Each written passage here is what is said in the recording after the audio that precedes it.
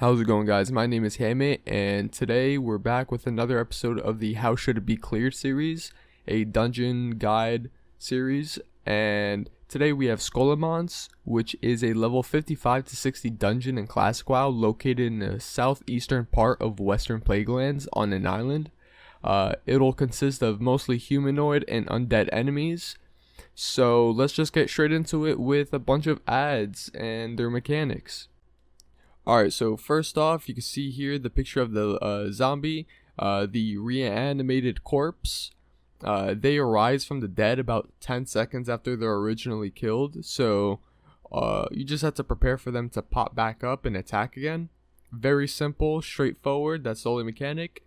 And now we have the Risen Apparition, the skeleton, who are immune to non-holy magic, so that's the only mechanic. You cannot use non-holy magic against them. Very straightforward, very simple with these ads here.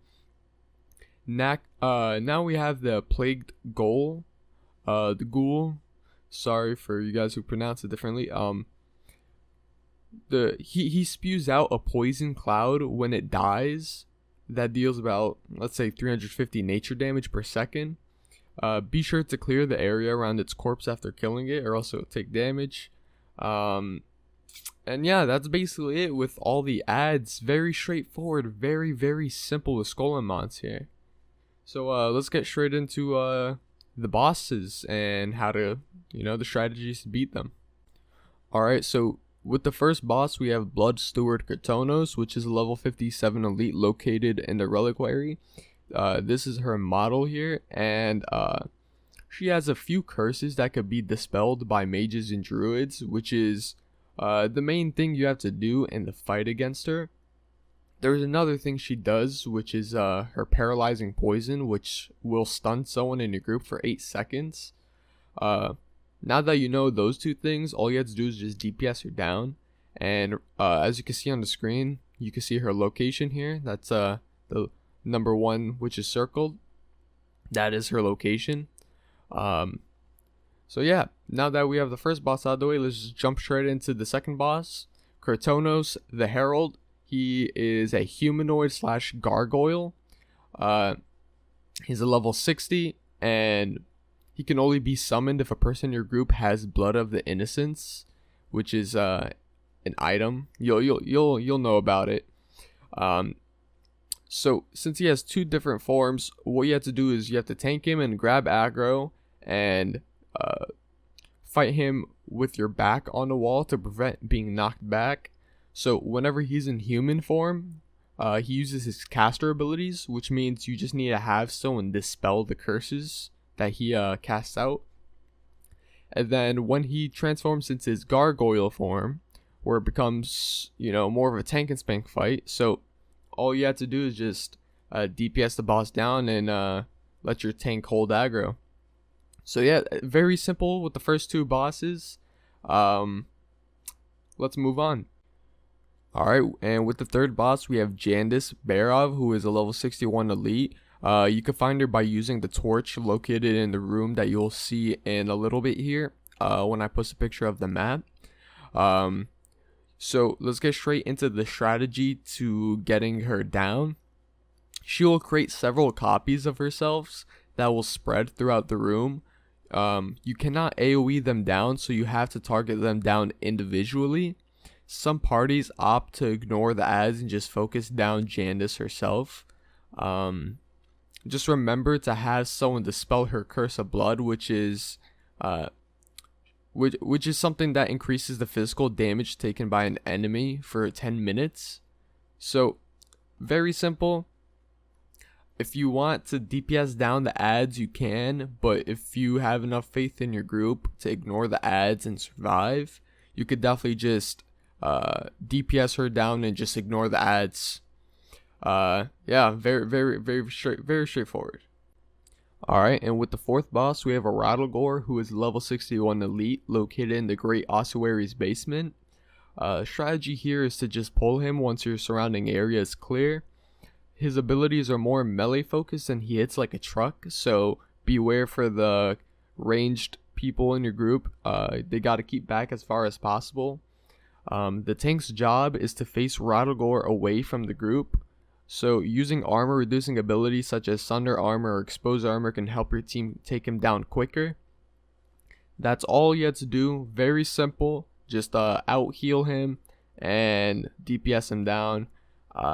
He has a really nice loot table, including the viewing room key. So yeah, very straightforward.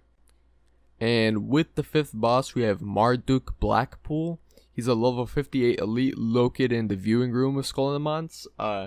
Strategy here is that tank should hold Marduk Blackpool in place while range stand back, ensuring they are not affected by his defiling aura, which surrounds the caster with an aura that periodically reduces shadow resistance of nearby enemies by 100.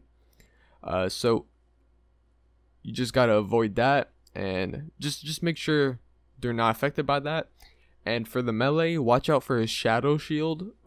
It deals damage each time you attack it, so as long as it's active, you'll take damage. Other than those 2 factors, he's very easy to burn down. And yeah, let's just get straight into the next boss, Vectis, who is a level 60 elite located in the viewing room as well. Very simple. He's very squishy and he uses fire-based spells, so just watch out for his AoE abilities. Don't stand in fire. Just don't stand in fire, bro, and you'll DPS him down pretty quick. So yeah. Next up, we have the 7th boss, Rozfrost Whisper, level 60 elite located along the passage through the viewing room. Strategy here is to make sure the entire area surrounding him is clear before you engage in the fight. He has several frost type magic spells and abilities, so the tank's job is to face him away from the group and watch out for his fear, and then just plan for an interrupt rotation to minimize his spellcasting. So make sure you organize with your group. Hey, I'm going to get the first interrupt, you get the second interrupt, you get the third interrupt, then it's back to me, or whatever. Very simple. Scholomance is a very simple dungeon. He has a very massive loot pool, loot table, including a purple robe, a cloth chest piece, which is very good. It's really insane. So yeah, let's get into the next boss, Instructor Militia, level 60 elite located in the southern room on the upper floor of Scholomance. Strategy here is that Instructor Militia has a few heals at her disposal, so all you have to do is make sure you sort out an interrupt rotation like I just explained from the last boss to minimize her casting.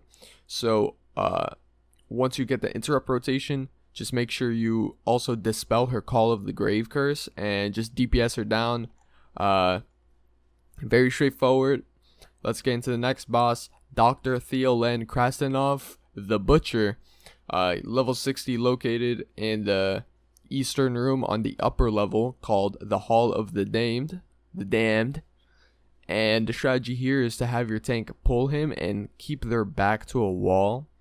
At 50% health, the boss's attack speed will dramatically increase, so it'll be a great time to use defensive and healing cooldowns. He's melee only, so keep the tank alive and just burn him down. So that's it. Let's just get straight into the next boss, Lore Keeper Pocket, level 60 elite located in the northern room on the upper level. Strategy here is that he has several toxic AoE abilities that are damaging when nearby. One strategy, an attempt to keep him at max range, is having someone in your party pull the boss and jump off the upper level railing. And as Lore Keeper Pocket runs around the stairs, your tank can pick him up on the lower level. So the rest of the party remaining on the upper level can range attack him safely without having to worry about his AoE abilities. If anyone is infected with his volatile infection, just make sure they are spread out from the rest of the group.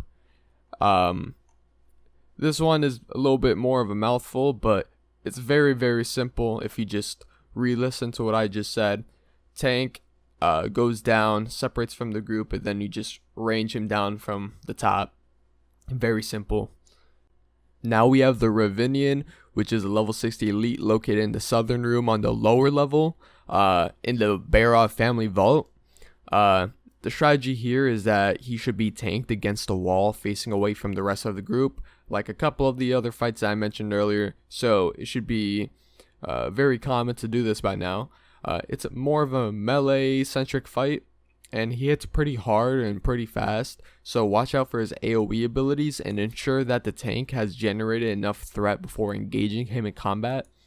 So just avoid his AoE, make sure the tank gets enough aggro before you start heavily DPSing him down, and it'll be a straightforward fight.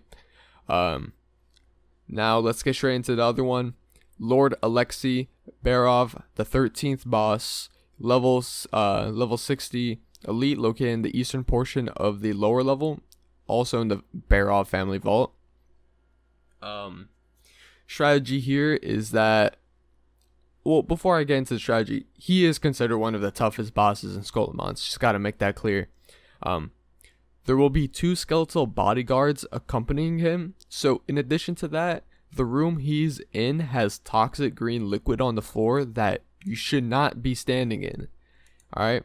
His bodyguards do hit pretty hard, but they could be CC'd with undead CC abilities. So for example, priests could use Shackle Undead, paladins could use Turn Undead.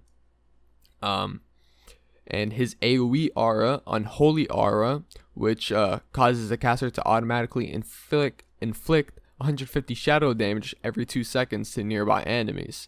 So it'll constantly tick damage to anyone in range of that aura. So what the tanks have to do is pull the boss back at max range so the aura does not affect anybody else in the group. His Veil of Shadow, which reduces healing effects for nearby enemies by 75%, could be detrimental to the group if not properly cleansed. So if you just need to cleanse it, dispel it, whatever. If you can't cleanse it, healers just make sure to keep the tank topped off, heal him as much as you can, because when the Veil of Shadow does strike, you're gonna have a lot of difficulty healing him for about 15 seconds. But yeah, other than that, he is considered the hardest boss, but it's still pretty straightforward. You just gotta pay attention just a little bit. Alright, and with the actual 13th boss of the dungeon, I accidentally said the last boss was the 13th boss. We have Ladyillusio Bare, a level 60 elite located in the northern room of the lower level, also in the Bare family vault.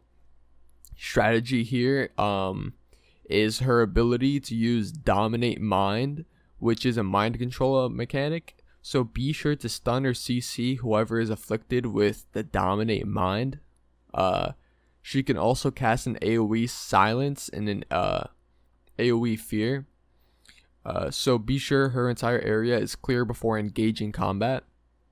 Very straightforward. Let's get straight into Dark Master Ganling, level 61 elite located within the center of the Bare family vault and spawns once you kill the final of the previous 6 bosses. So be sure you're not standing in the center to prematurely aggro him.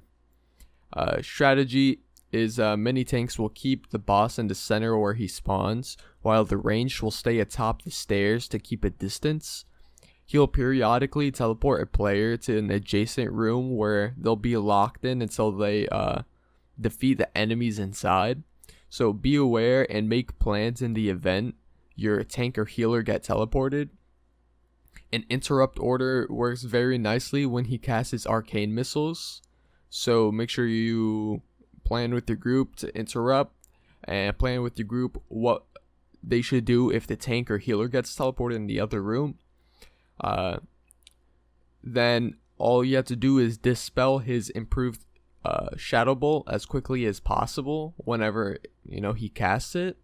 Other than that, he has a lot of HP, so just keep doing the mechanics and DPS him down. And he has a massive loot table with amazing items, and that is the final boss. and you will be rewarded very heavily. Very, very heavily. Alright, thank you guys so much for watching this little dungeon strategy guide and how you should clear and face the dungeon with the bosses. It's more of an audio guide with simple pictures of locations and stuff. It's meant to be fairly simple. I would like to thank Quizzy. He has a written version of this guide that goes further into detail, shows you the loot tables, shows you everything. You can read the mechanics. So yeah, big shout out to Quizzy. Link in the description to his written guide on this dungeon. If you don't want to listen to this, you could quickly just read and skim through his written guide and just clear Scholomance easily. But yeah, appreciate you guys watching my How Should It Be Cleared episode, and I'll see you guys in the next one.